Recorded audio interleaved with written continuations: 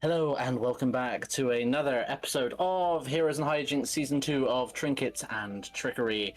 And I am now joined by our lovely Zach. How you doing, bud? Hey, I'm doing all right. How are you? How have you been? I know it's been a long day of shenanigans. I am sweaty. I'll say that much, I am sweaty. I'm sunburnt to hell from today right now. Oh, yeah, I had heat exhaustion yesterday after being at Pride, so I'm feeling great. Eh? Are we ready for some D and D's? Yeah, the Dean. Yes. D and D's nuts? Yeah, boy. Right. So, for the fourth time, I believe, heading back into the world of Anstrathine, all along the western coastline, but we are dropping down slightly further south for this one, to a small port town called Daggerford. Daggerford is the second of three port towns on the coast. The very mouth of this estuary is Devil's Bridge. You then have Daggerford, and further north you have the main port of Thorn River, which is where most of the trade is done and where a lot of trading caravans come to collect goods to take further inland across the east through the Amadam Forest to places like Pelusia, Ravensrock, and the capital of Eagle's Reach. Daggerford is more of a shipbuilding port. It is mainly known for bringing in lumber and iron and other bits to make the ships to then sell. That doesn't stop there being some influence from gangs and raiders and other smugglers, because it's very easy to steal a ship that's just been made. And here at the Daggerford docks, in a disused warehouse, we find a group of such people. A rather crude banner plastered along one wall of a dragon's head split with a sword. They are in the middle of what looks like preparations for a raid. There are armaments being polished and sharpened. There are grenades and explosives and other flasks of various fluids being prepared. And sat, grouped up, just almost cooling their heels, ready to go, is the main raiding party, of which stands one currently sharpening his knives. Oresius, please describe your character. He's a half-orc that stands somewhere in kind of the 5'10" to 6 foot region. He's a little bit smaller than most half-orcs he knows, with kind of dyed ginger hair that kind of was getting a bit frayed around the edges. He probably needs an update on it soon. But he also happens to just be covered in cuts and scars of accidents or kind of injuries that he's sustained over the course of doing both his work that he's known for and the work that may potentially be less so inclined that way, and a few scars that mysteriously appear as he kind of is sharpening his knives on his giant leather apron. The many pockets on there of kind of like holding his different pumice stones and things. I like that. Sat around nearby you are 6 people. How long would Oresius have been with this particular raiding company?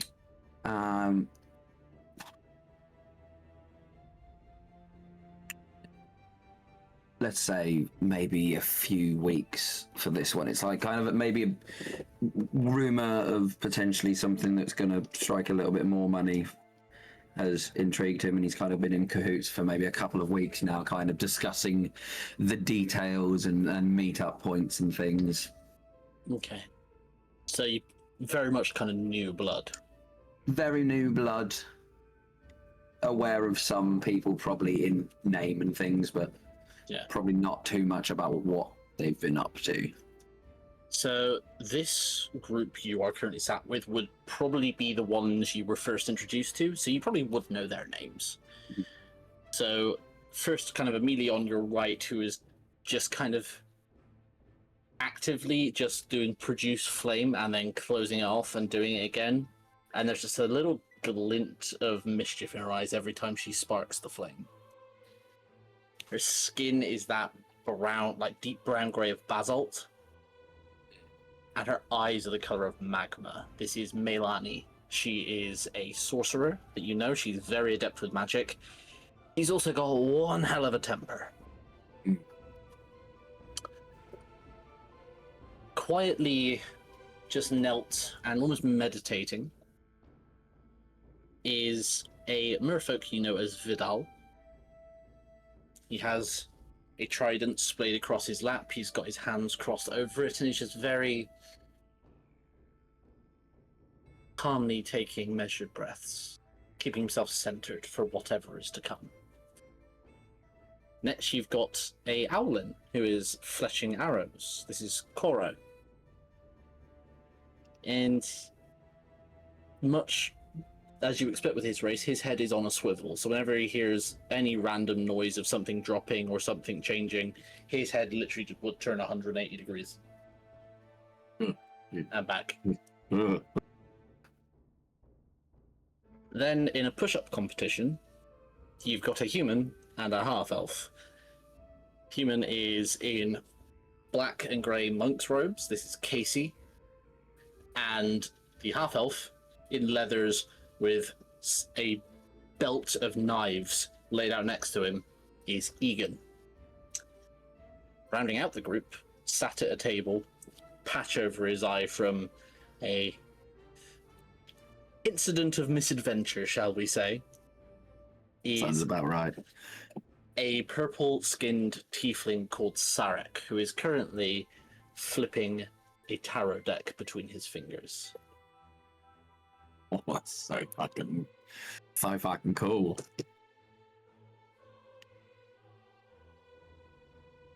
I'm just gonna kind of scan them all quickly, just like in my head, like wondering how the fuck I ended up here. And looking around, like, this might genuinely be the first group where I'm not the one that sticks out. This is quite nice. Yeah, but Casey already likes you because he was the only redhead, and then you showed up.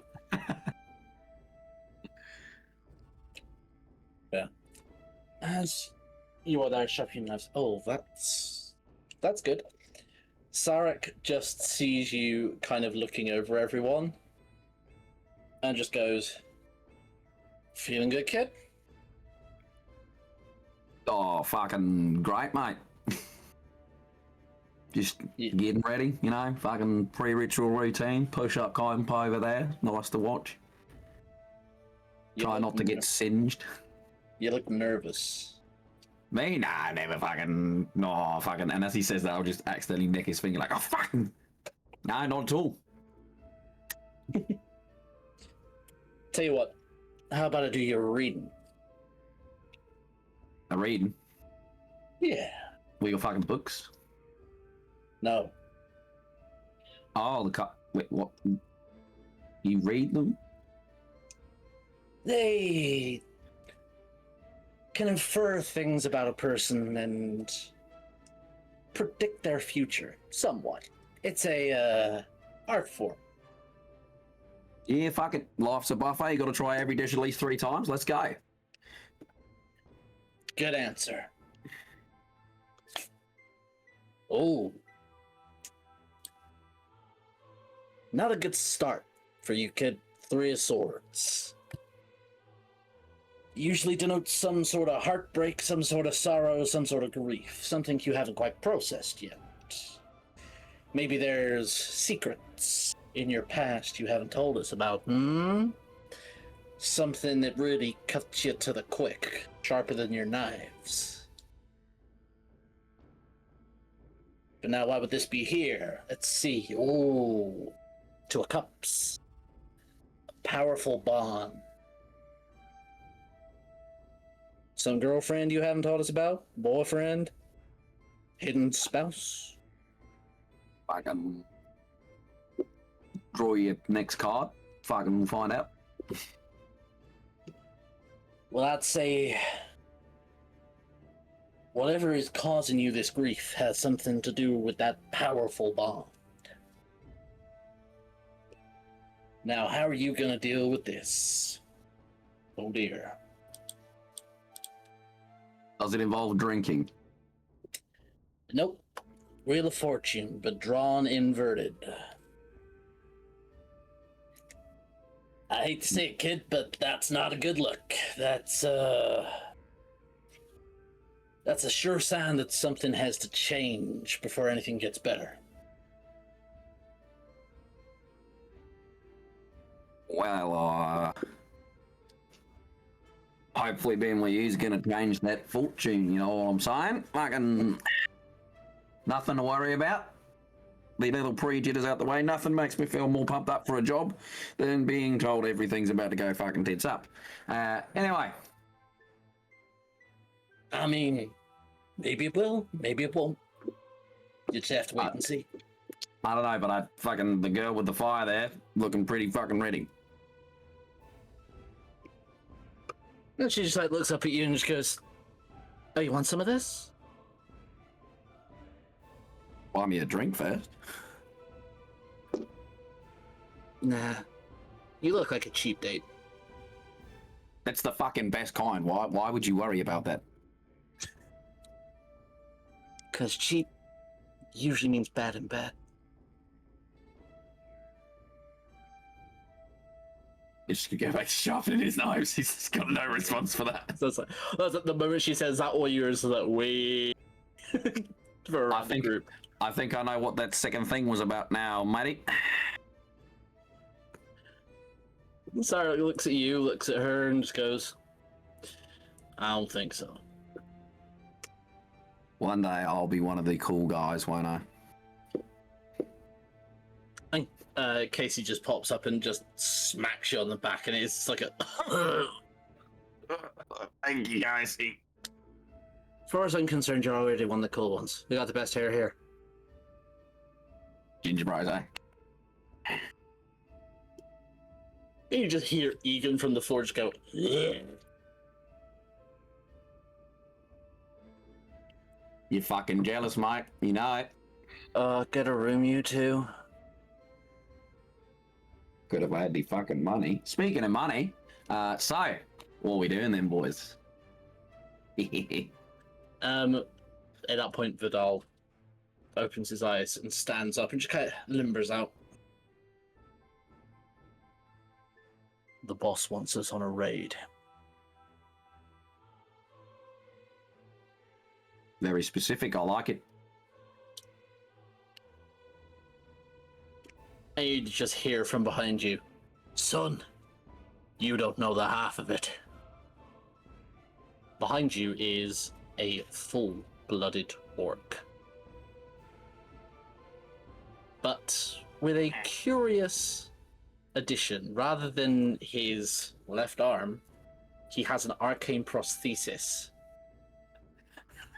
Really caught me off guard for a second there. That is just made of black iron, and there are just veins of glass running through it that shimmer with something purple. And you can see on the knuckles of the fist of it, it's just protruding spikes. Oh, that's This is the Raider Captain, and you don't know his real name. You've only heard him referred to as Gutshot. And in the short time you've been here, you've seen how he earned the name, because about a week ago, someone welched on a deal with him, and you watched as he charged this thing up. You saw the bright purple just almost overtake the space with light. He then just jabbed it forward, and you saw the points of those spikes exit around some point at the base of that man's spine after going through his gut.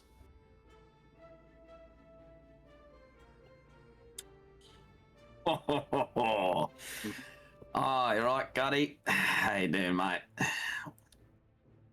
Not too bad, Cutter. That's his call sign for you, it's just Cutter. Because it's your thing. It's my thing. Whether it be to myself or others, apparently. And it's just like, he probably would have called you Red, but that's always been Casey's call sign. For obvious reasons, they only had him as a redhead until you arrived, so he was always Red. Yeah, that's fair. Right. You useless bastards ready?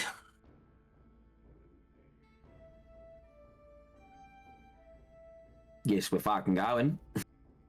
Vidal just nods. Everyone else is kind of getting G'd up. He's like, right. We're going to our burrow. Little town east of here.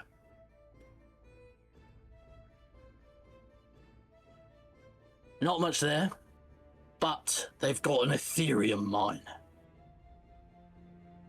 And I want it. Okay. There's enough shipments there to make us rich as kings. I want 2 to sell, and I want 1 for myself. Because I think we deserve an upgrade, don't we, lads? Yeah, boy, let's fucking do this. So pack up your shit, get what you need, and get ready, because the horses leaves at midnight.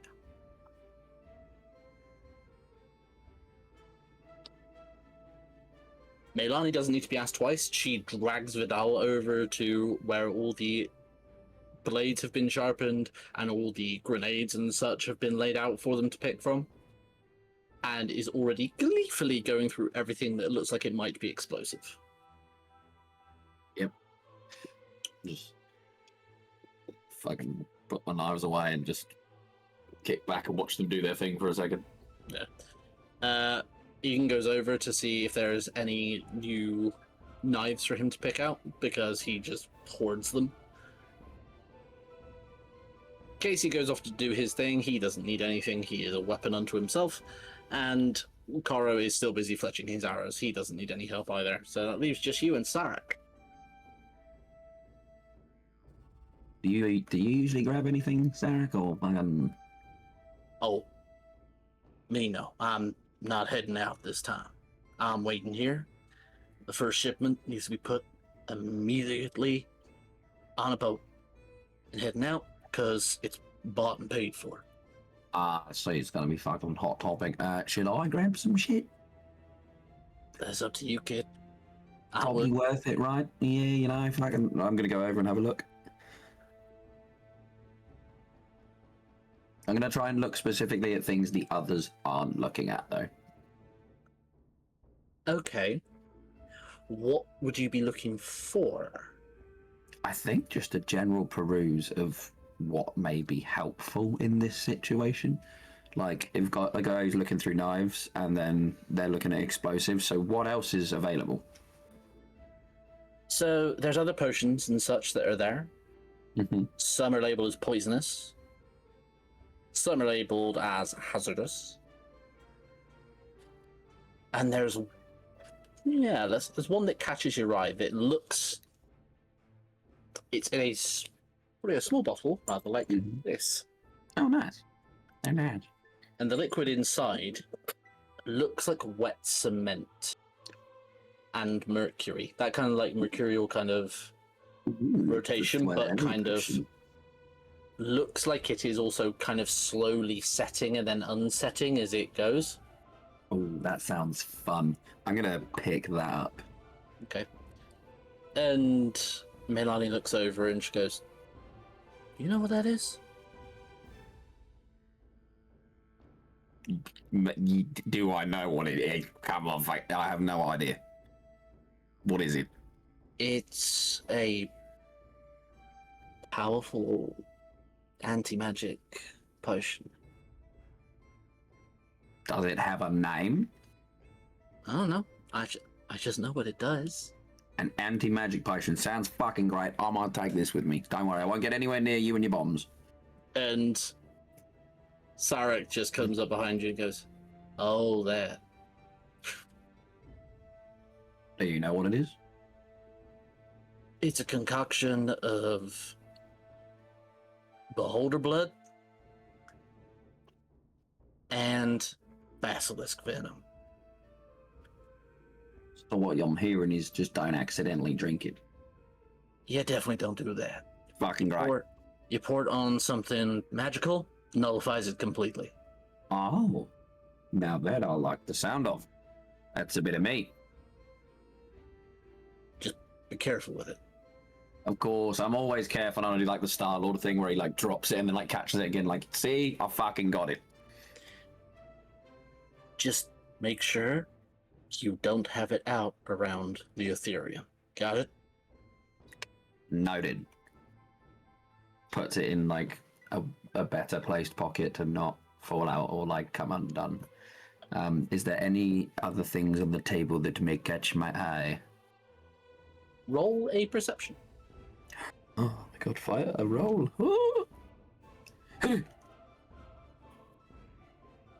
First roll of the campaign, what is it? I really hope the camera can see this. Oh, baby, is that a natty 20? It's a natty 20, baby. What a sign for the campaign this has been. And No, that's first roll of the 20. campaign. I'll give you something on that. I love that. One thing you notice is a knife that Egan seems to have overlooked. The blade is very thin, almost like a stiletto, but is virulently green. Mm-hmm. And it's designed to be a throwing dagger. It's got a very nicely weighted handle, and it's like you could throw this a good 60 foot. It is called a venomous quill.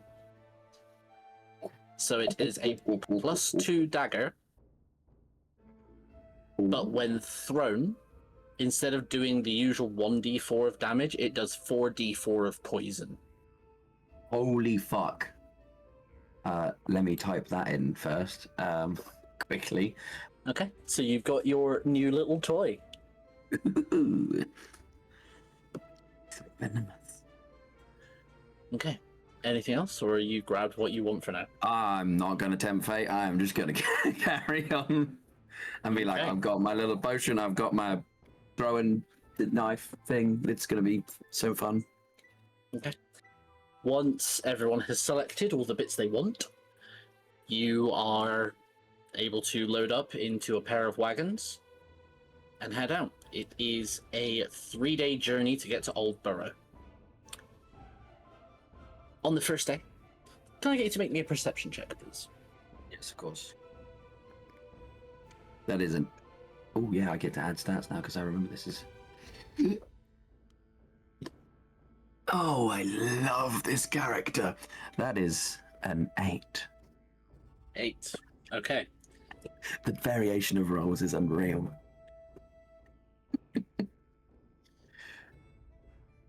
Fortunately, this is a fairly noticeable. Cut that out.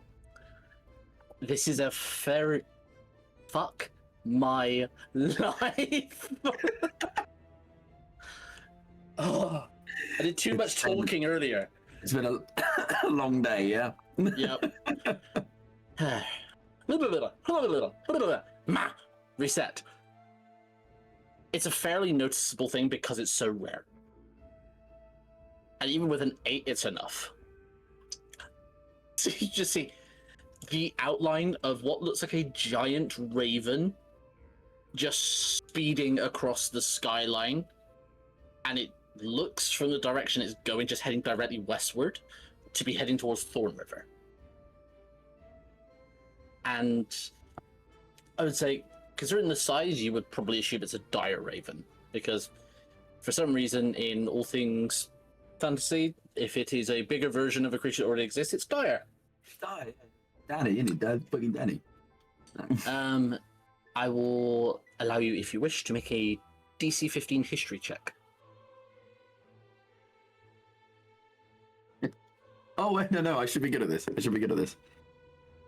It is an 18. Cool. Dire ravens, from what you can recall, are a bit of a coin flip. They are regarded as an omen, but depending on who you ask, they'll consider it ill or otherwise. because a lot of times they show up, they're considered to be about impending doom or impending death or loss of life. However, there are others that would consider them a guide of some sort that draw people towards a certain destiny. So it's very much a coin flip as to what this might mean, considering you've seen it. Whether that is something that denotes the fact that you should not be going the direction you're going, or that you need to be pulled back in this direction afterwards.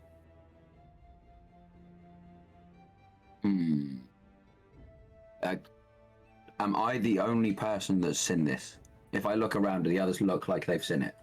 Fucking somehow you're the only one so far. Did anyone fucking just see that? It's 2 people. Fucking. So, the only other 2 that saw it are Coro, because he would, and Casey.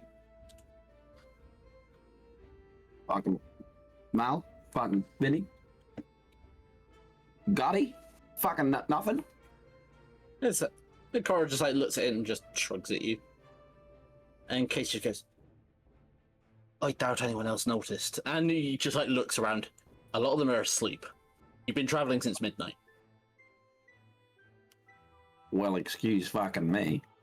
This is why we shouldn't drink on the job, Case. We're gonna get in fucking trouble. Oh, I don't drink. If you just let to put the booze away. You're telling me of all the times we've been drinking, you have never drunk? Nope. Fuck, I really need to think about my life. Yeah, I think you do. Is that good or bad? Oh, fuck the fucking tarot. Oh, fuck. I'd say probably not good. Real encouraging, Case. It's fucking just what I wanted to hear. I got to be real with you. That's fair.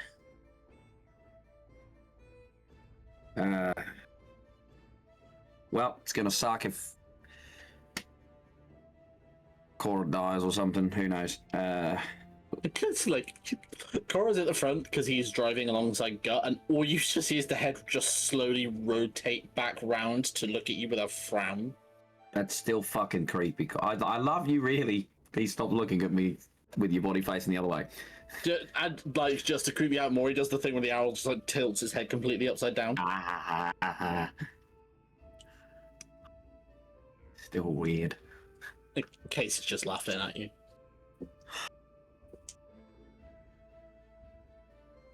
I'm thinking too much about this. We need to fucking... Jesus Christ.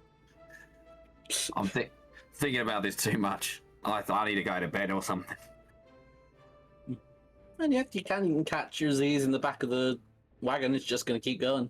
Yeah, I've just pitched myself down and kind of like try not to have vivid nightmares about some dire raven bringing me to my death or some shit.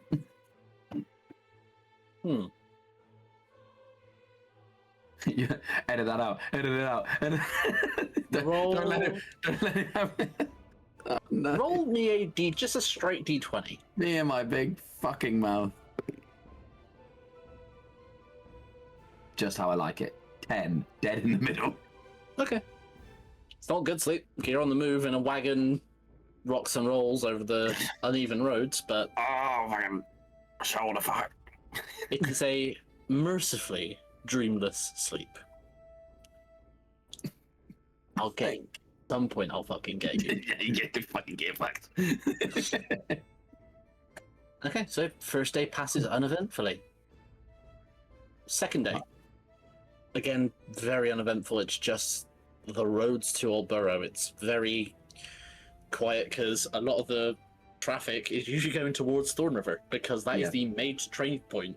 You don't see much going down towards Daggerford unless it is shipbuilding supplies, frankly, or unless it is goods that need to be shipped out quicker because you're further downriver. Whereas things that are more exotic that need to be shipped tend to go from Devil's Bridge because they are right on the face of the estuary and it just goes instantly. But yeah, this day, Gutshot just tells you all that you are pulling up to camp for the night because you all have been complaining to him about the poor quality of sleep as you're on the move. And he's heard enough of it.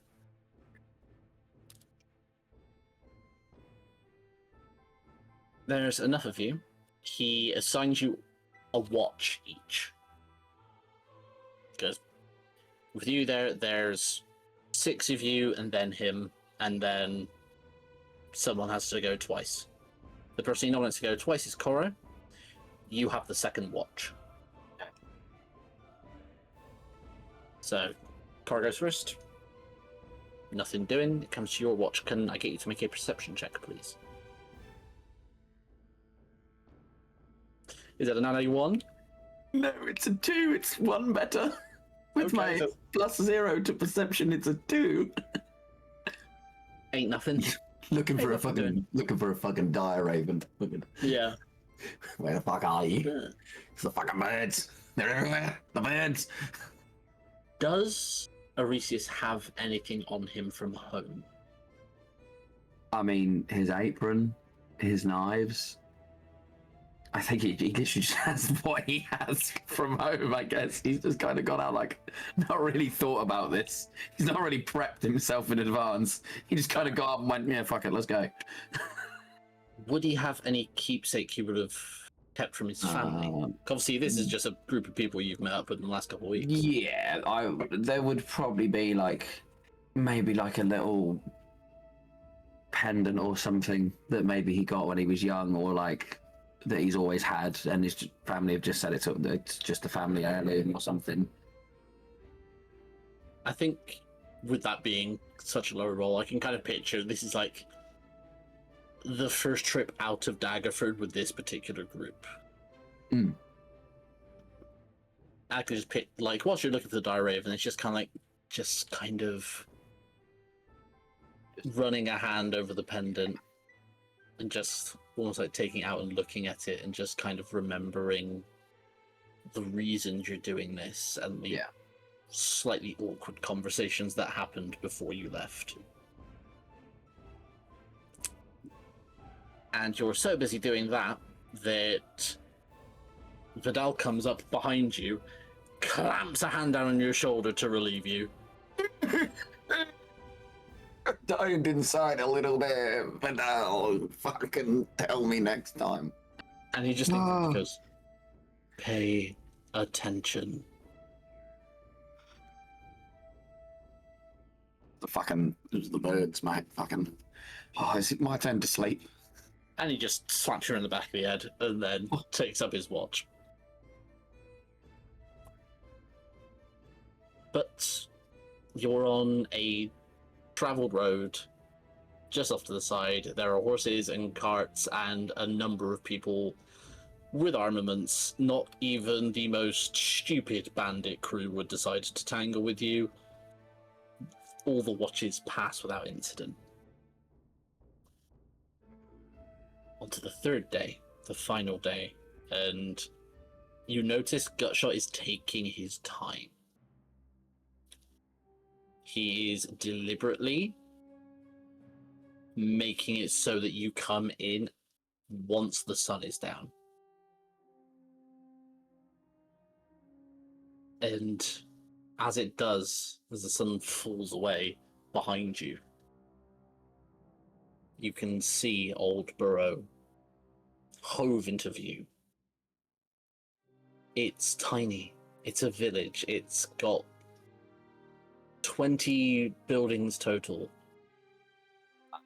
And you think at least 3, maybe 4 of those have got to be some sort of processing or warehouse for where they store things to then be shipped out. And you notice another one of them looks to be some sort of chapel, prayer house. You're not sure which.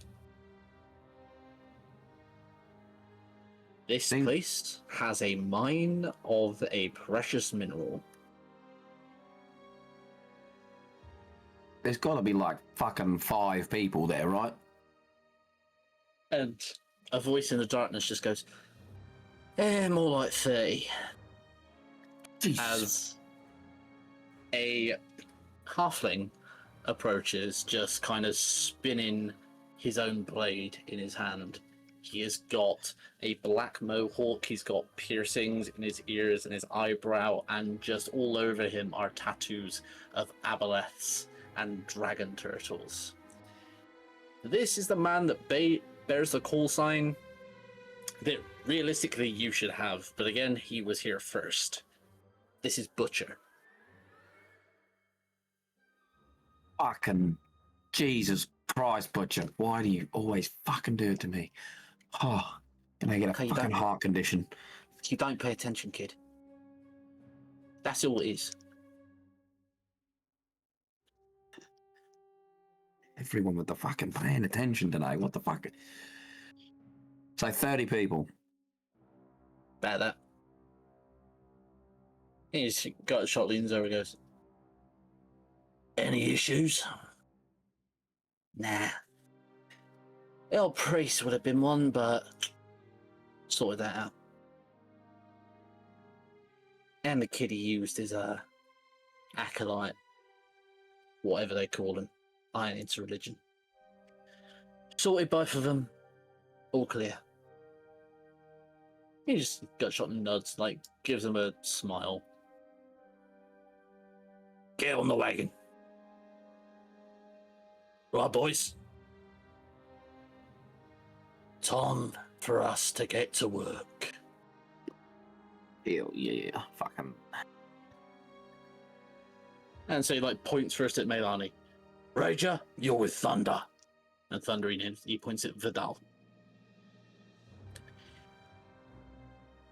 Anything that's standing, you set it on fire. Thunder, you make sure she don't get herself killed. Eyes, and turns to Cora right next to him. Get on top of the prayer house. You're on Overwatch. Same job as usual. Take out anyone who tries to approach.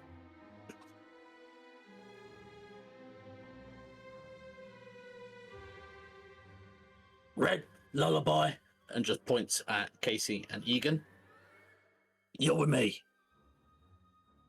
Any traps or shit in the mines, disarm them. I'll take out whoever's guarding it. Butcher,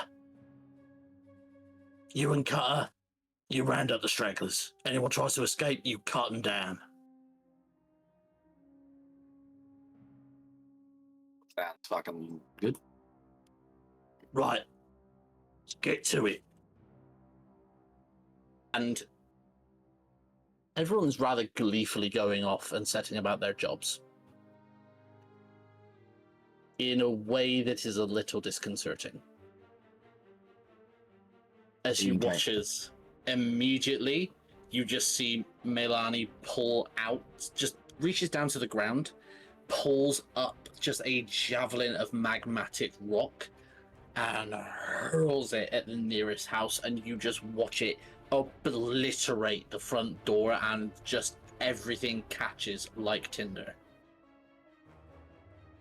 And Jesus. She then just fireball in each hand. Hit the next two. Christ alive. Immediately, you hear screams. People, animals, just being awoken to their lives set aflame. Overhead, you just hear the soft of arrows as people trying to flee just get dropped in the middle of the square. You watch as Vidal just maneuvers around Melani, kind of creating a cordon. There are some brave fools armed with pitchforks and hoes and shovels who decide to try and stop this maniac from burning them all alive, and Vidal is far too quick. You see the trident get flicked up, thrown, plants someone. Literally, they're moving one moment and it's just dead stop drop when the trident hits them. And then he just misty steps towards it, plucks it up, launches again.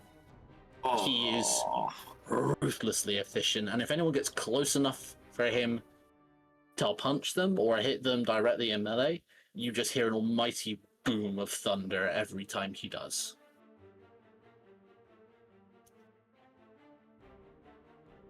Can you roll me a perception check?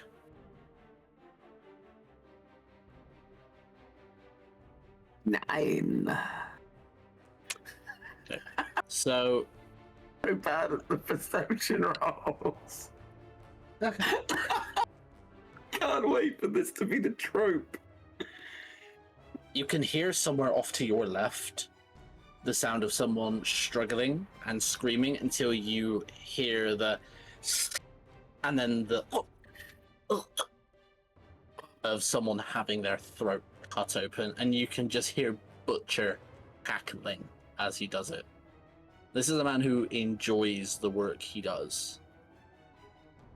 And as you turn to look to that, you just kind of stumble like forward as someone bumps into you from behind.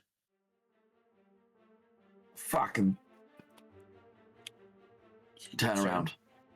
And there is, I say a young man, this kid is barely out of his teen years. He has not seen enough summers to be considered a man.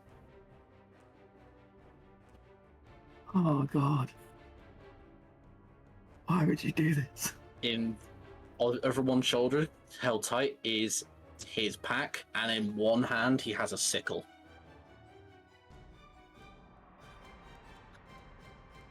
Oh, fucking drop it, kid. Fucking drop it, kid.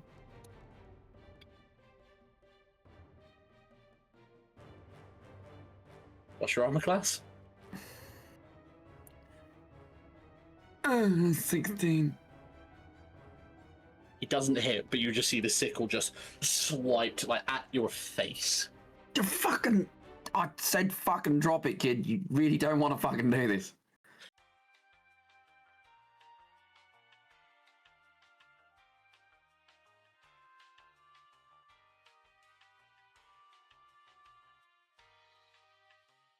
So yeah, the kid is looking at you. He looks like he's terrified. He is, like I said, barely out of his teens. He's not known enough winters to be considered through and through a man. And he's like, just let me go. No one needs to know you let me go. Just let me go.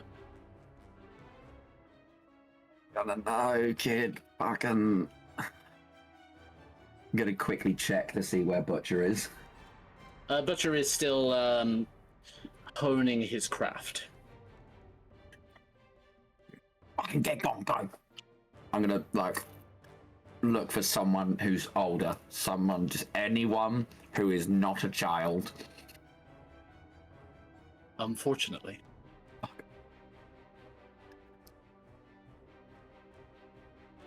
So you got a live one, Cutter. What? Where? Where is he?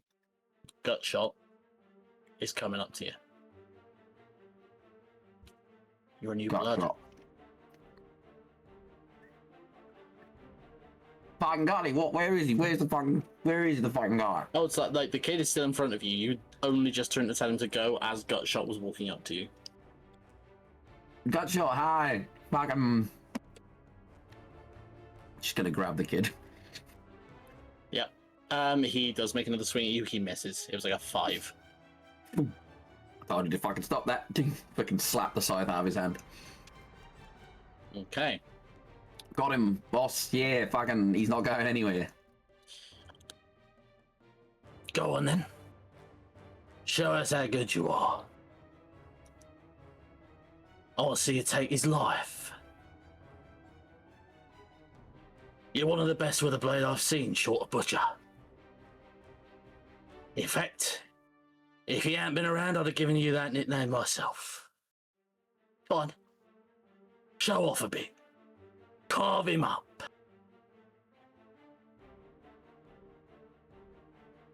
pull out the venomous quill. Ooh, good choice. Let go of the kid. Go on. Run away.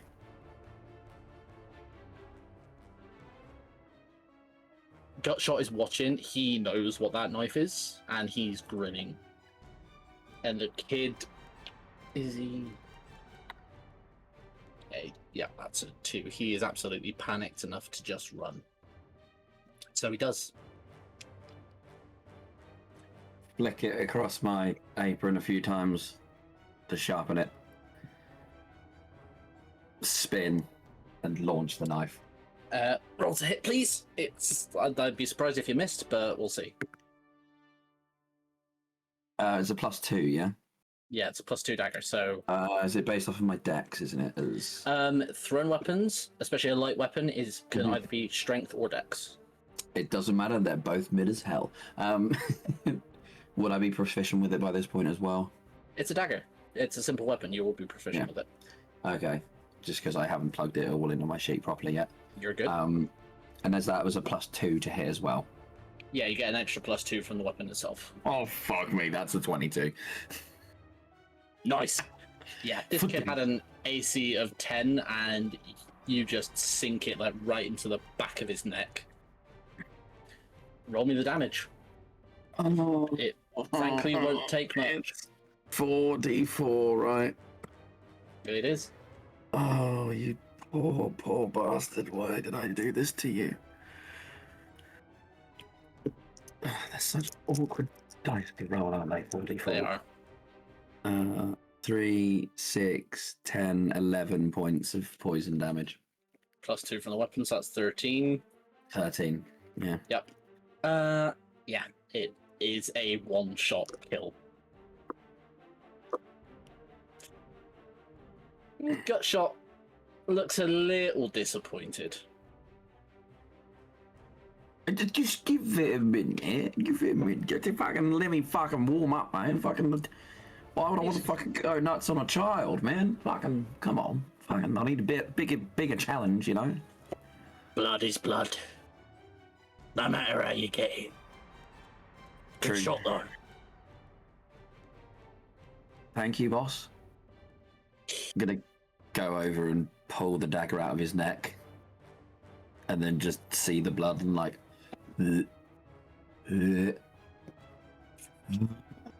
Just gonna fucking throw up, like, next to me. You just hear Butcher and Gutshot laughing as they see you throw up. It's not funny. It is pretty fucking funny. No, enough people laugh at me when I'm doing my... Look at him, the only man who goes into butchery as a trade and doesn't like the sight of blood. Oh, fuck off. You got the nickname Butcher, alright? Fucking...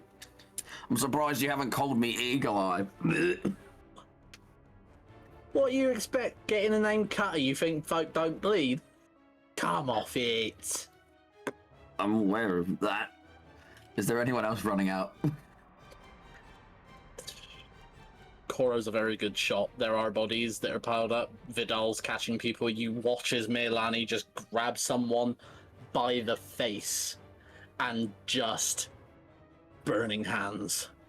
Oh, fucking Jesus. Yeah, they are ruthlessly efficient as a team. Yeah. Where's fucking Casey in that? Casey and Egan are on their way towards the mine, and they're just strolling. They know that they are good to go. They've checked it out. Gutshot's come back over because there's no real guards to speak of at the mine.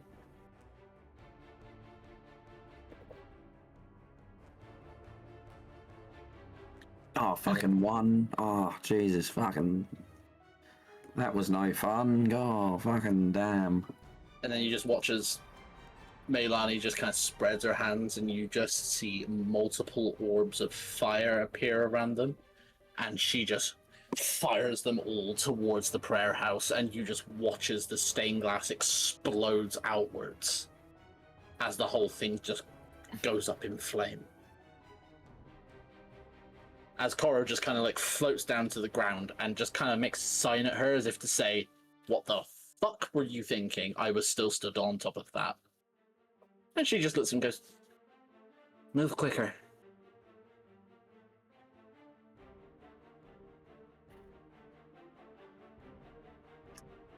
So, what's the plan now? Fucking clear the place out? Fucking, we go join them at the mines? It's the plan. You and Rager come with me. Thunder and Butcher will get the horses and bring the wagons across. They'll check for anything left alive and deal with it. Yeah, what? Let's go, Gutty. Gonna like glance back to the kid lying on the floor and just like. Bleh. And yeah, Gutshot guides you across, and he seems happy with you. As we walk through, I'm just gonna leave like checking out the scenery, not looking down. The scenery, which is people on the floor bleeding out. No, like upwards, the burning houses and things, with the smoke rising. Yeah. Occasionally, I'll trip and just like, oh, no, fucking nearly, fucking. And you get to the entrance to the mine. As said, there's no one there. Egan and Casey are waiting.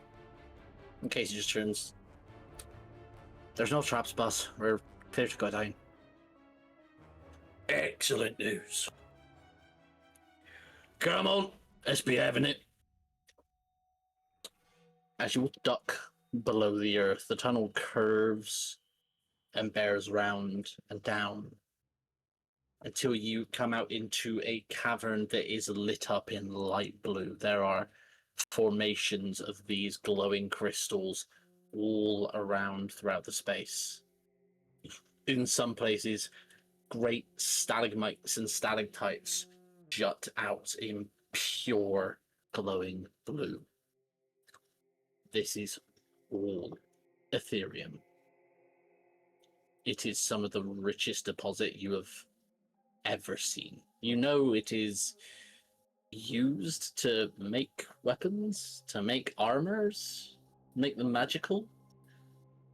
But like, you'd always kind of assumed it was a rare thing to have because it's always distilled down. It comes in like a dust or sometimes is transmuted into a liquid form in order to be used and sculpted and processed into the armors and weapons it makes. This is it in its completely raw, unprocessed form. And I think not all of you. 1, 2, 3 of you in this cavern have got some sort of magical affinity. I'd say even you can feel it slightly. Just something humming in the air, just a buzz, almost a melody playing out. The hum of pure and unfiltered, uncorrupted magic. It's very fucking bright in here.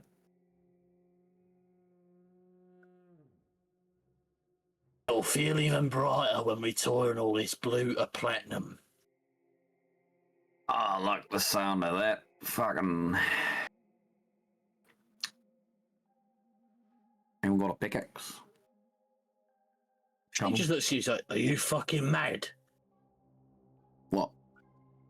The specific mining equipment. Go find it. Okay, I'll go look for the mining equipment. Roll me an investigation. At least I'm better at that, hopefully. 19. I am better at that. Yep, as you're going around, you do find that there are no pickaxes.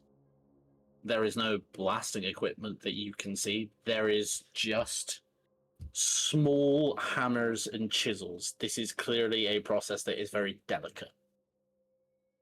Oh, for fuck's sake. And it's all very fine, all made of petricite. I will give you, I'd say a nature check, DC 10, because petricite's a fairly common magic thing in this world. It's okay. I got a natural 1 Cool. Yeah. with a +4 for 5. Okay. So you don't know it's petricite. It looks like calcified wood, like calcified tree bark, that's been refined into these hammers and chisels. But with that investigation, you also find something else you weren't expecting to see. A deep gnome hiding among the equipment with a scroll in his hand. And he just looks at you and just goes, shh.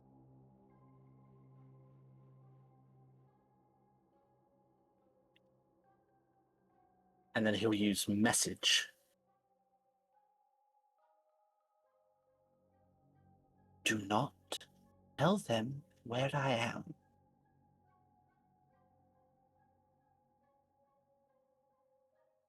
Just pretend to look for what you need.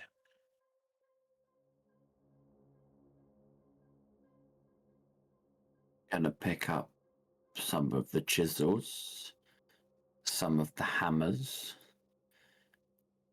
Are there enough that I can pick up for like each of us in the party, but not unveil this little gnome? Do you respond to his message?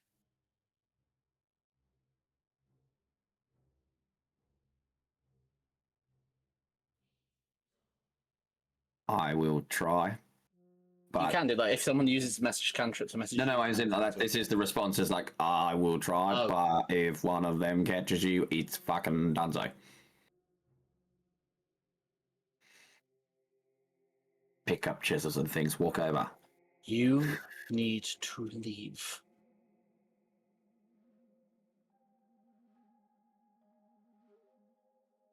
You have proven slightly kinder than all the people with you by not revealing where I am.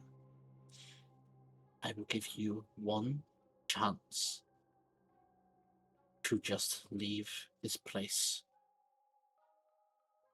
They cannot find what I've been working on.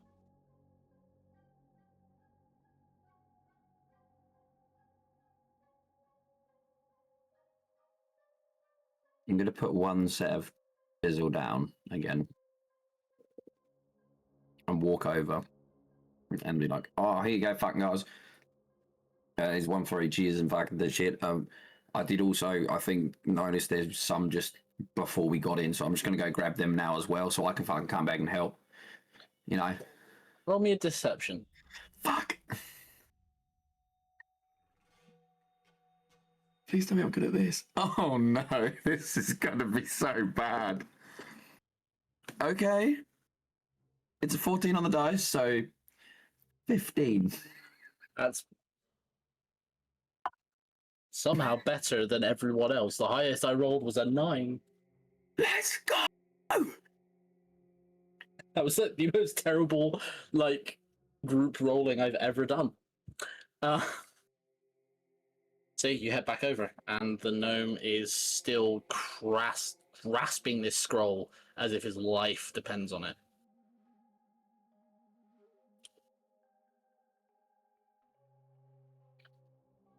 You are still able to respond to this message. His last message. Do you want to fucking give me that shit to get out of here or some shit? You know, fucking. You've got your own legs. Leave now. Yeah, I'm going. Fucking, you coming or you fucking? I don't intend to leave here alive. Okay, bye. Fucking, and I'll go over to the stairs. Like, oh, fucking somewhere around here. Fucking start walking up the stairs. And it's like, and Gutshot just watches you, looking at you a bit weirdly. Do you turn back at all?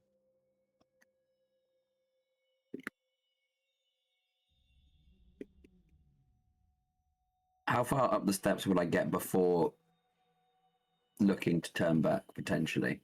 Like how like if there is entrance to this mine, big blue glowing doorway, I assume. How far up those steps would I get to be out of sight, or before I would get the urge to turn back? I'll leave that up to you. In terms of getting out, it's a bit of a winding route to come out as they've had to like drill down into the Is ground. it like, and do I feel Gutshot looking at me? I think at a certain point you don't feel him looking at you. You just hear everyone shout and start hollering with confusion. I will definitely turn around and like And look you and be like, just what the fuck? see a almost gossamer film over the entryway to the cavern. You see Gutshot pounding at it with that arcane prosthesis, just punching it with all the force he can muster, and the wall is not moving. I go over to the wall and like start trying to like get out my knife and like start trying to hit it as well. It does nothing. Roll me an Arcana. Kabadoo. A dirty 20.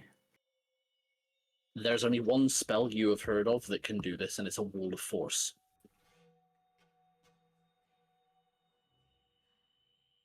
Is anything happening inside apart from just this wall? You can see, because it was just kind of off to the left in the cavern where you found all the mining equipment, and you just see the gnome pop up, strike something, and as he strikes it, he throws it down at his feet, and you can see there are fuses that have started to eke out as they have been lit.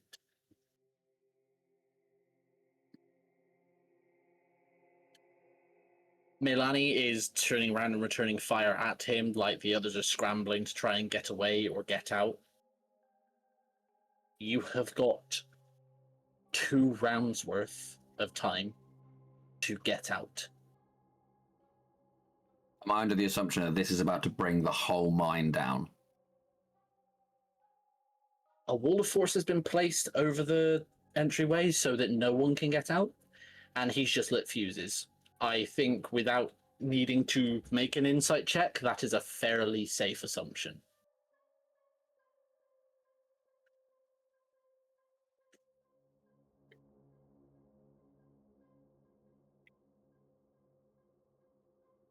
Pocket. Pull out the potion. Pop the cap.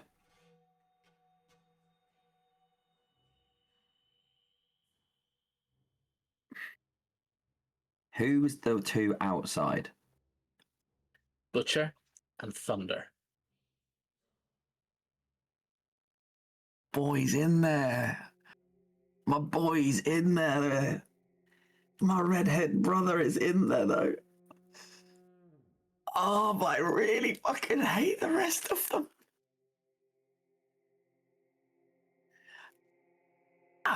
And Gutshot's looking at me right now, isn't he? He's looking at you either like the look in his eyes is, if you don't get us out, you better hope I die. Splash. Splash and run. You throw this potion at the wall of force and it clatters against it, splays out, and almost like sets this hard silver color against the wall of force. What was it that Sarek said to you?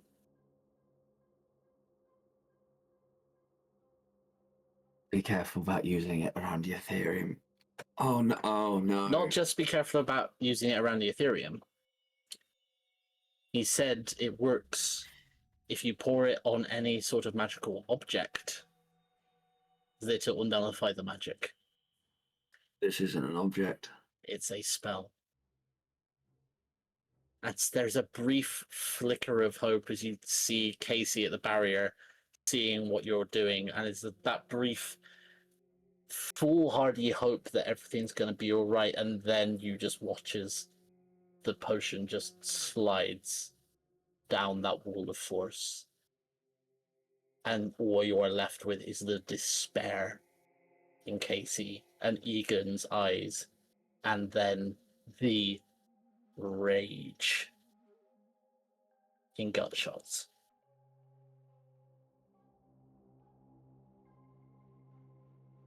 I turn and run. Okay. I'm assuming that's a run dash. That's run dash run, but I am fucking booking it. Yeah. You more out of fear from Gutshot than anything.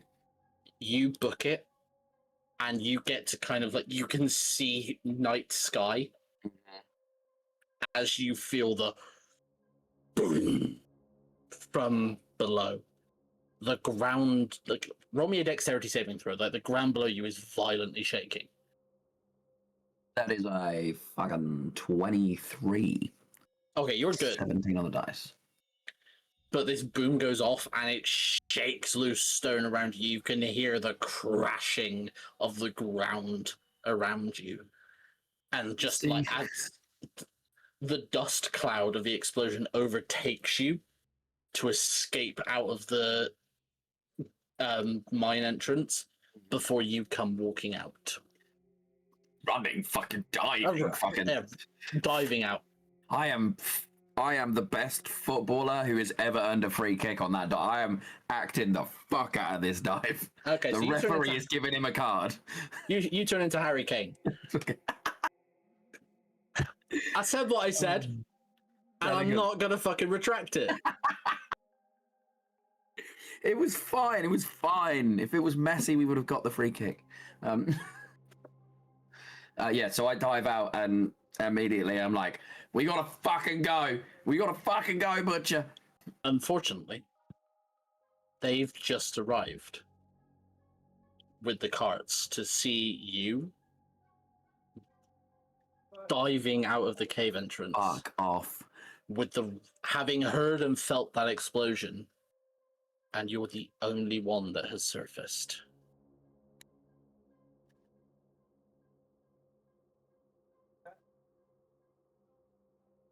Butcher gets down off the wagon, comes up to you, grabs you by the collar, blade in hand just pressed against your cheek. What the fuck just happened down there? I was looking for fucking tools and then fucking something happened to the entrance. They were trapped. I tried to use the potion, the fucking magic. I pull out the empty bottle from splashing it. I tried to use the anti-magic potion and it didn't work, and there was this explosion and I just fucking booked it. What's the ground like around here right now? Around you? Fine. About 200 yards to the right of you? Thinking. Yeah. We need to fucking go, Butcher. You left him there to die? I tried, Butcher. You fucking coward. I fucking tried. You just feel the bite of a blade as he drags it slowly across your cheek. And you're gonna fucking pay for it. As that blade bites into your cheek, can you roll a d4 for me? A d4? 3.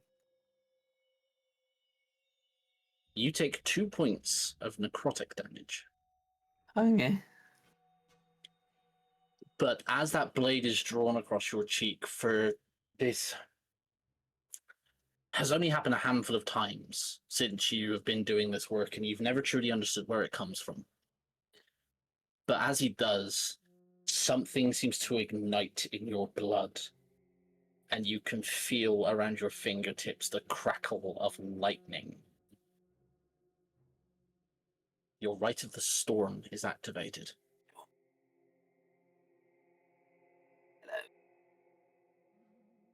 Oh,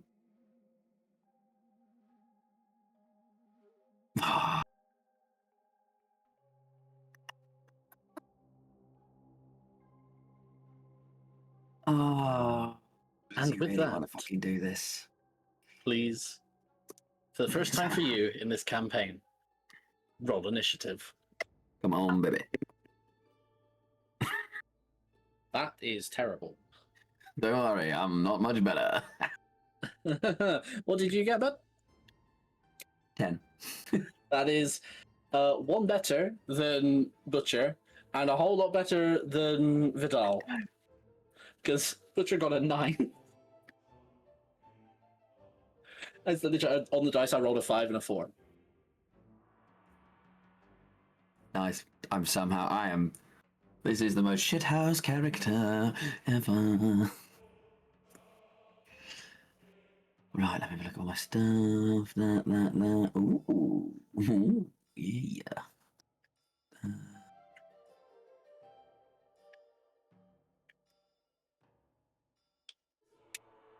Okay. You're up first. Your Rite of the Storm is active. Mm-hmm.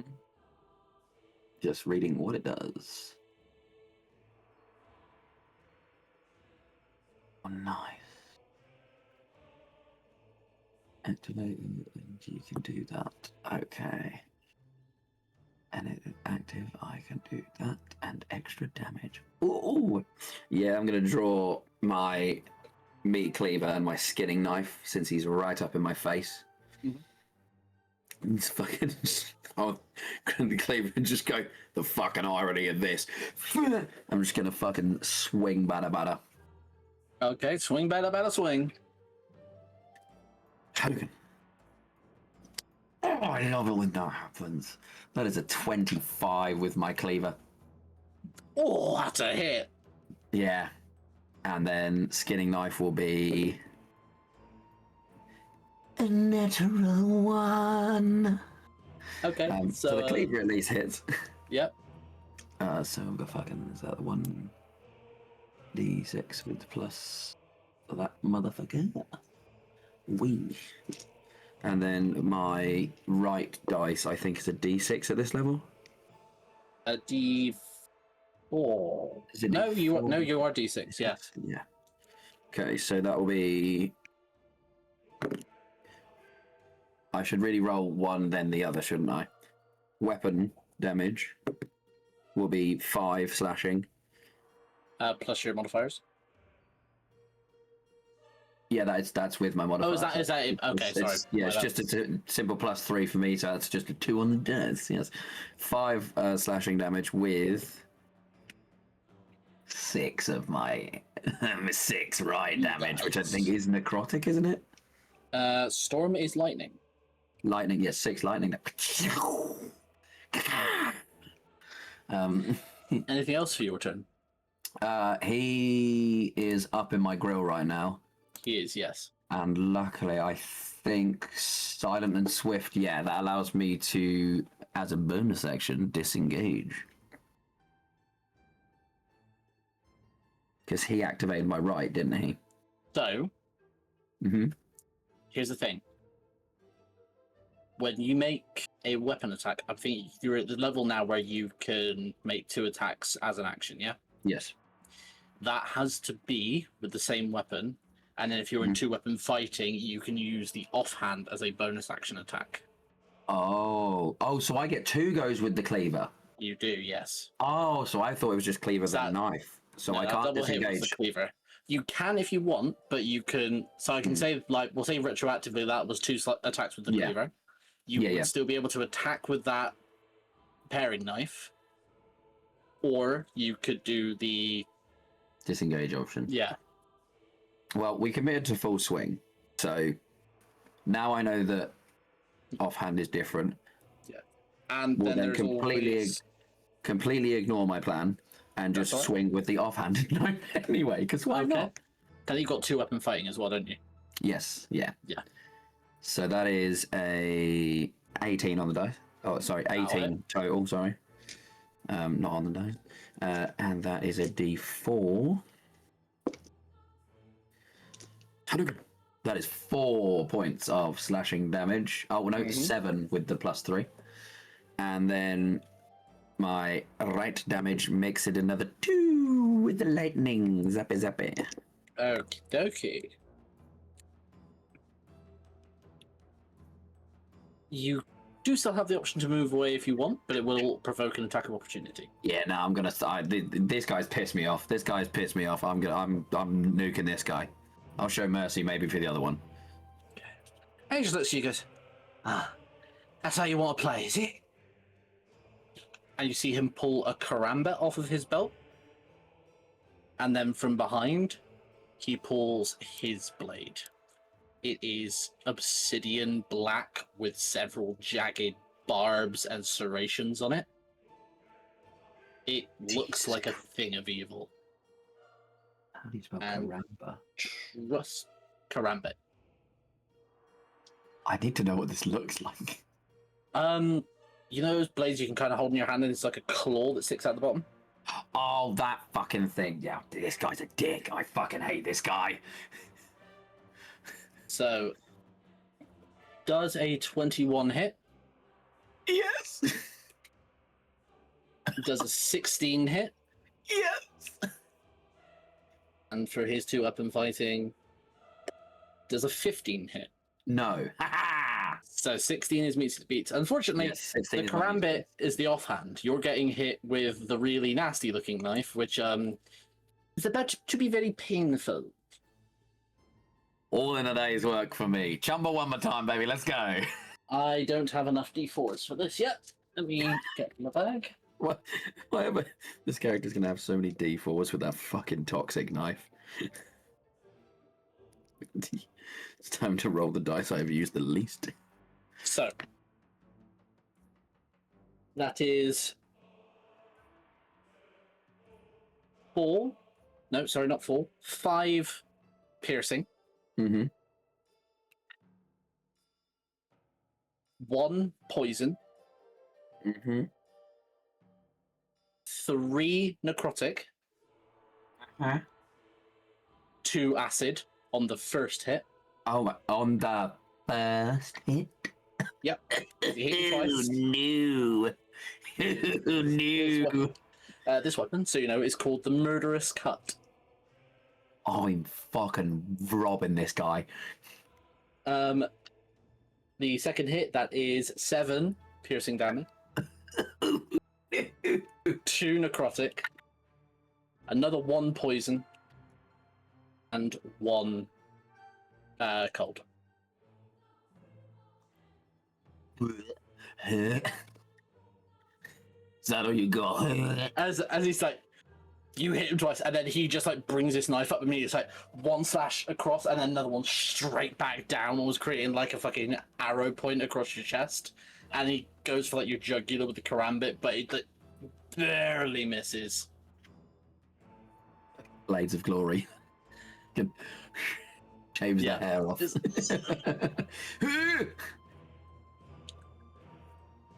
And next in the initiative is Vidal. Yeah. As he jumps down.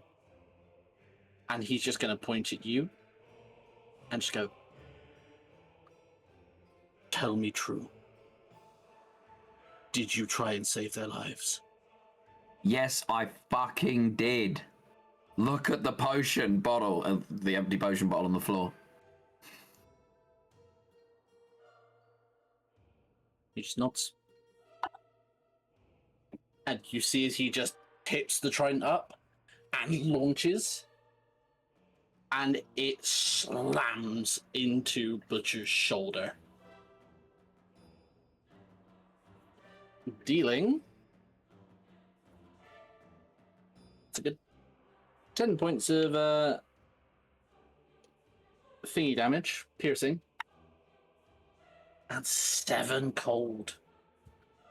Fucking skewer this bitch.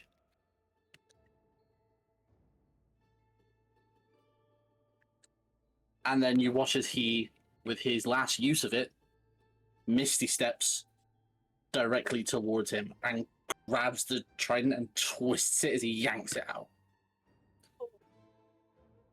You watch as Butcher turns, like, he's frothing at the match. It's like, people, like, when they get severely angry, just start spitting everywhere. He's one of those. Angry Stella Man. You fucking traitor! And Vidal just looks at him and just goes, I never liked you. Vidal! Back to your turn, Oresius. After he's turned, I'm just gonna go, oi, eyes this way, cunt. Bing. And also, you get advantage because you are flanking now. Vidal! Boy. That is 21 on the first. That'll hit. That is a 16 on the second. Doesn't hit.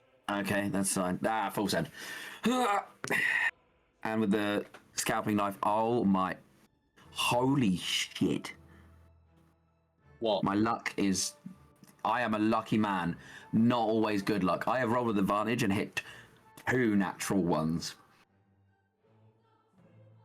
You want the proof? You want the proof? You want the proof, people? 1 and 1. That is a double natural 1. We'll get him out of the way now, guys.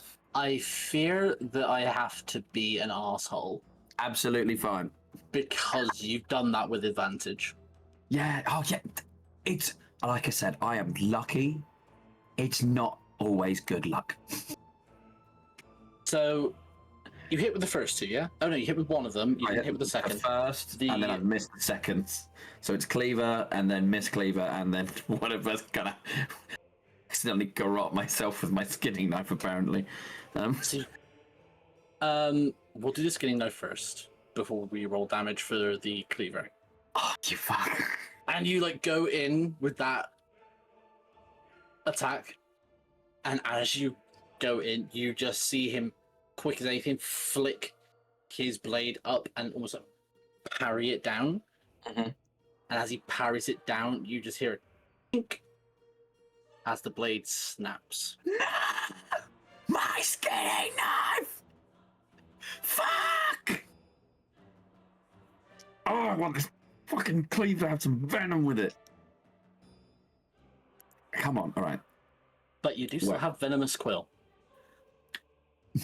I do, that is true.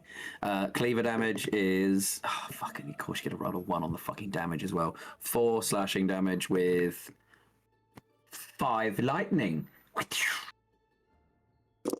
Can I ask how you're looking? Oh, I'm feeling good. I'm not too bad. Yep. How good is feeling good? I'm above half.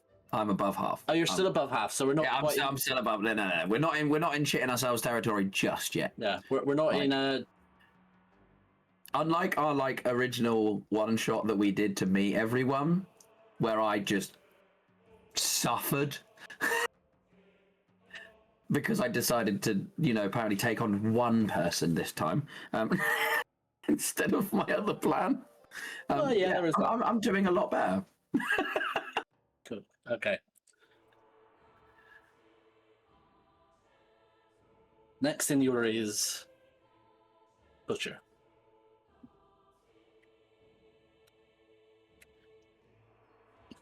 He is going to use a bonus action.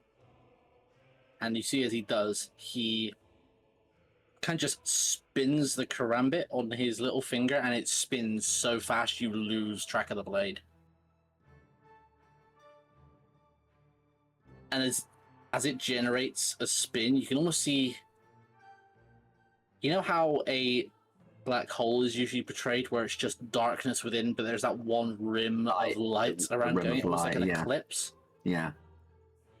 It generates that, and you just see some sort of shadow move across his eyes as it goes. And the moment he catches it again, he just spins. And he cuts directly through Vidal's throat. and then you just watch as that karambit just dissipates to ash. I now need to roll because he's used his bonus action to be able. He is in desperate measures territory. One of his specific desperate measures is to be able to do this, but he only gets one use of it because The fuck? Is he just one-shotting Viddy? My boy! He trusted me! he may well be, because I am going to need a lot of d6s.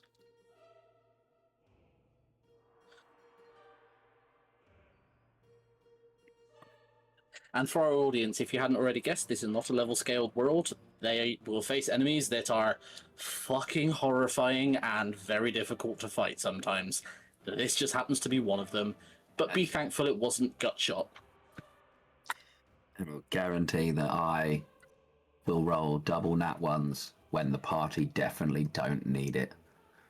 It's 16, 20, This is 23, 25, 20, 30, plus 40 is 70. As the blade goes through and crumbles, and as the blade crumbles, so does Vidal as he is disintegrated. But I will say for Butcher, that version of his desperate measures, this is just an above table thing, has burned all his chances of survival. If he doesn't beat you now, that's it. But that is his bonus action and his action used just to basically take the advantage out of the fight for you. Oh, you fucking dirty little fucking bitch. But that does mean it is back round to your go. Bing, there's the quill. There's the quill. Now I can attack. 2-weapon fighting. Does 2-weapon fighting take into account thrown weapons as well? That's a very good question. I would have thought no, because you need to be wielding 2 weapons in order to get the effect from it. Yeah. Okay. We're just gonna we'll cleave up again. We'll cleave up. That is 21 on the first cleaver shot. The second one is a 24. That hits. I only gain the 4d4 poison from throwing it, but I can just slash him for like a d4. Yeah. And it's a +2 dagger. And it is a +2 dagger. Fuck, that's the motorcyclist. That's a 14, so that's definitely missing anyway. That miss, yeah. Okay, cleaver damage time. Come on, boy. I'm gonna slash your ass. Fucking 7 with the first cleaver hit on the actual cleaver, and then 5 lightning damage off of that one. Second cleaver. Oh, and it's going to be a 9 slashing damage. We've maxed that one out. Just show me 6 on this dice, please. And 1 point of lightning damage for that one. Before I then completely miss with the quill because it's so much lighter than my skinning knife. And he takes both those heavy hits with the cleaver, and he's looking rough. Like, one bites into his shoulder, and you can see bone. Oh yeah, that's the weak point. We're gonna go there. And usually, you are hemophobic. You cannot stand the sight of blood, but there is something in you now, almost like it's running in your veins, that just says, "Hit him harder." Oh yeah, we're there. Oh yeah. Right.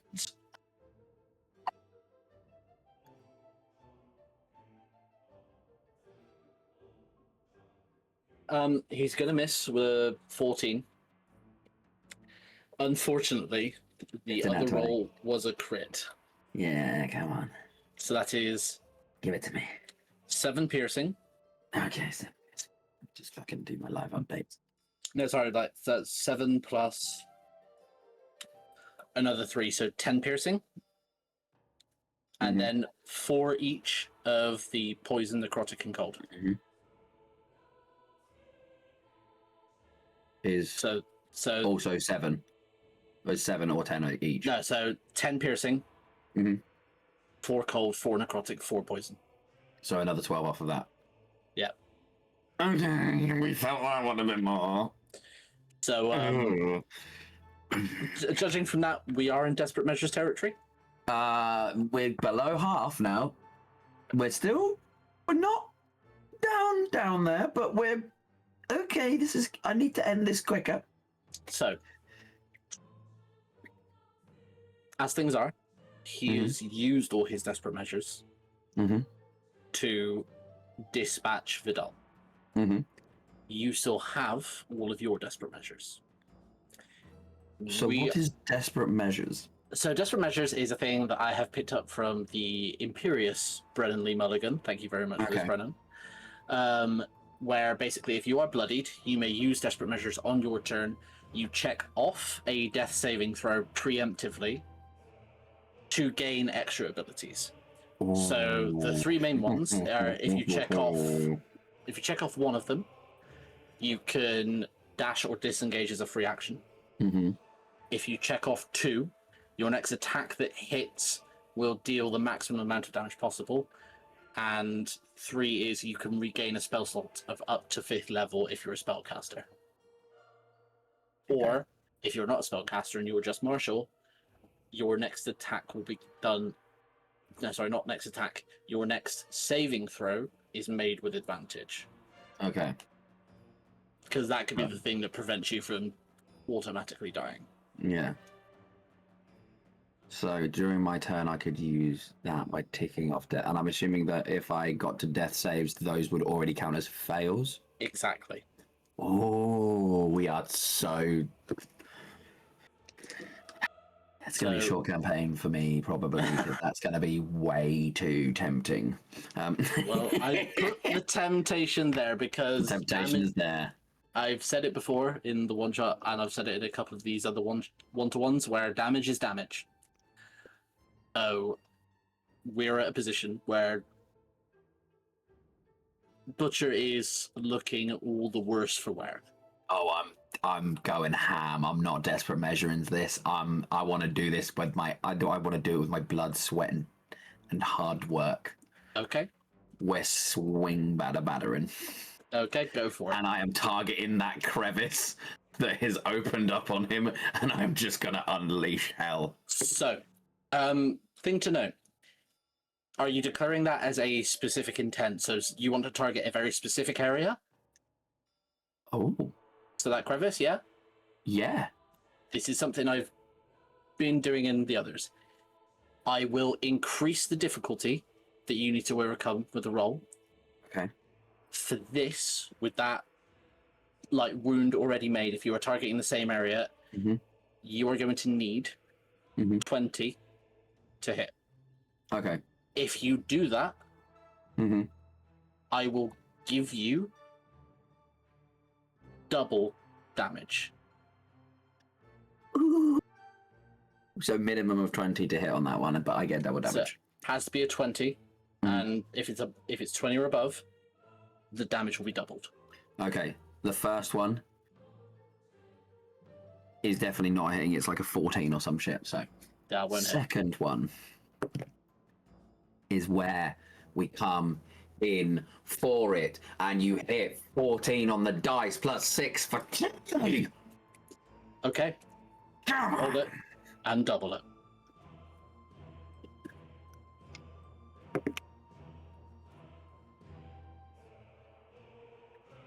Full Maximum 6. on the dice is a great one to get, so it's 9 doubled to 18. And with the lightning? With an extra, when I line that up again, with the lightning being 2 doubled to 4. So 4 plus 18 is 22. 22. Oresius, describe your takedown. Just slash wildly with the cleaver, realize that that's not going to work, and just tunnel vision in and just whack the clavicle and just drag this blade, like, not even like so it comes out, just straight through, and I would want to just take off like the entire side of his body, just down the middle, just split him in half. I like that. And you take out Butcher.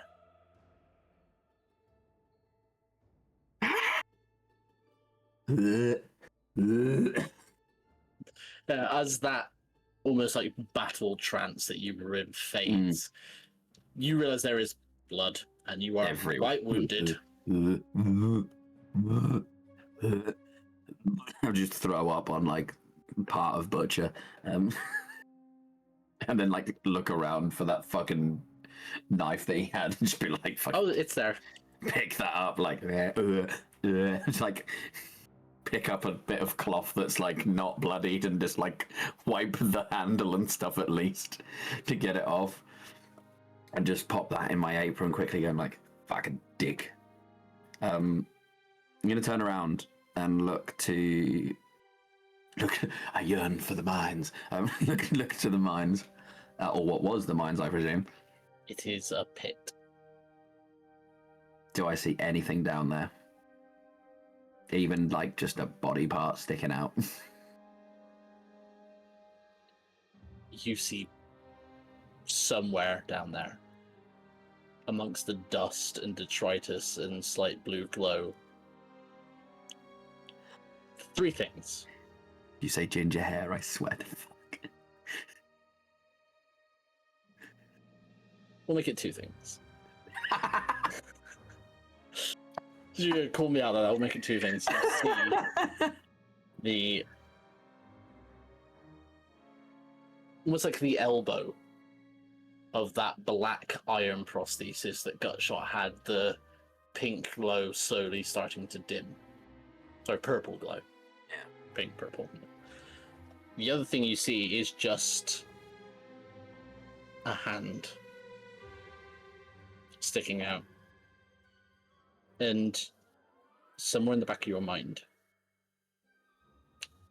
you just hear one last message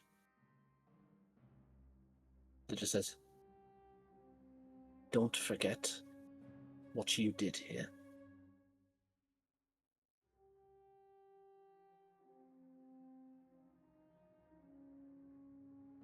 Oh, the double whammy as well. Oh, I've let him succeed in stopping them getting out, but I've killed people. Arisius, there is quiet now. The village is destroyed. The mine is collapsed.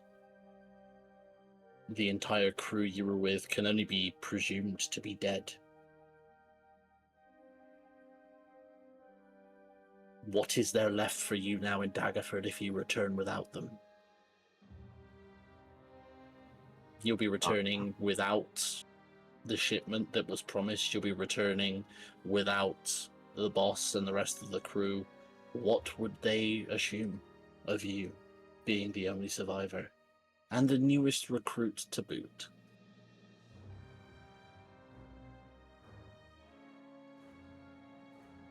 What could you possibly go back to? But at the same time, what is left for you out there? You've never been beyond the coast in your life. And the worlds could be fraught with danger far worse than anything the Steel Drakes could come up with. Your mind turns to a black shape you saw in the sky heading west. Perhaps that's a sign more than an omen.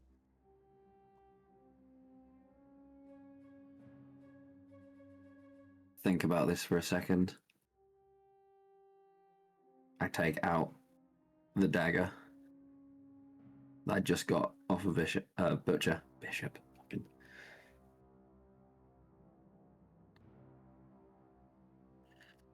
I really want it. Fucking. I'm just gonna throw it into Butchum's corpse. Which half? The other half that I didn't vomit on, just to add insult to injury. I'm gonna go back, grab some supplies from the carts. You can also grab a horse. I'll then grab a horse and I'll, before going towards Thorn River, can I go back out to where we came into town, to where the kid was, and I'm going to spend time just digging a grave and just lay him to rest and apologize. Okay. And then just get on the horse and just thunder off towards Thorn River. You venture back out on the road you entered town with no intention but to take the shipment, and it ended up being a massacre. Perhaps Butcher really is a more fitting name for you than it was for him. As you bear the blood of not just the members of the Steel Drakes, not just the gnome, but that entire village. How do you put something like that? How do you put that horror that you inflicted behind you? And I guess we'll find out later in the campaign. That is it for this session. Zach, thank you very much for joining me. Thank you, Jace, for taking me on a whirlwind of a ride there. And we will definitely see what comes of this later in the campaign. I look forward to seeing you and all the rest of the players back for our first stream session, which will be probably a couple days after this is released. At this point. Go. So until then, thank you everyone for watching, and we will see you on stream. See you there. Peace. Bye.